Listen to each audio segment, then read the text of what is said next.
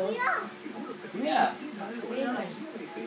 Yung ice cream niya, kuya. Pakita mo. Hindi na nakikita. Ano nang wala? Ano nang matigas. Aba, ano gusto mo? Malambutin.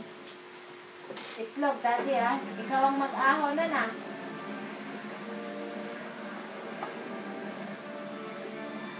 Tagang Metro Manila na ang nag-report na nakabili sila at nakakain ng humanoid. Sabihin mo sa kuya nga, gumising na at natuto na yung ice cream niya. O sabi mo. Posibleng epekto nito.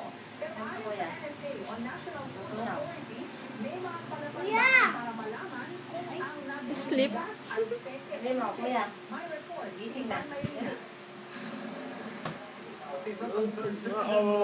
Nakala sa cellphone. Ano? Dini ka na lang, dini ka na lang. Sige na. Dini ka na lang. I-upload din. Pinabukasan na o 2 days.